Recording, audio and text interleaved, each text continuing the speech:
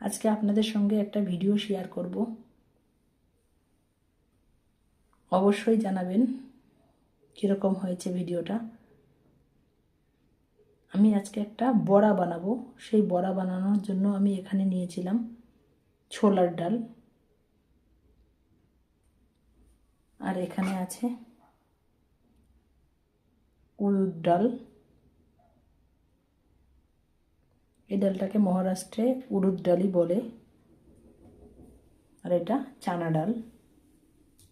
এই দুটোকে আমি নিয়েছিলাম।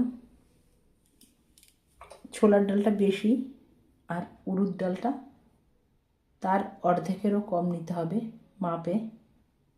এই দুটোকে আমি 1 ঘন্টা ভিজিয়ে রেখেছিলাম। 1 ঘন্টা ভিজিয়ে রাখার পরে আমি কাঁচা লঙ্কা আর কারি পাতা মিক্সার করে নিয়েছিলাম। তারপরে এই ভিজানো ডালটাকে আমি এই যে দিয়ে দিয়েছিলাম। তার সঙ্গে সামান্য মিক্সার করেছি, ডালটা খুব বেশি মিক্সার আমি করিনি। আর এর সঙ্গে দিয়েছিলাম আমি केले का जो फूल होता है वही फूल। আর এখানে আমি ऐड করেছিলাম चावल का सूखा पीठ 2 स्पून और नमक। तो टोटल इसमें मैंने ऐड किया हरा मिर्ची, करी पत्ता, चना का दाल और उड़द का दाल और नमक और केले का फूल। मैंने पहले कटिंग करके उसको पानी निकाल के फिर इसके साथ ऐड किया था। ये जो ब्लैक वाला दिख रही है वही है केले का फूल।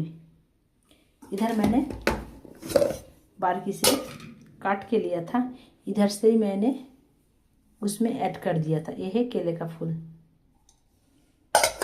ऐड करने के बाद मैंने फ्राई किया था गैस के ऊपर। अभी मैं फ्राई हो गया, होने के बाद आपके साथ मैं वीडियो शेयर कर रही हूँ। ये अच्छा से मिक्स्ड होने के लिए चावल का पीठ मैंने ऐड किया था।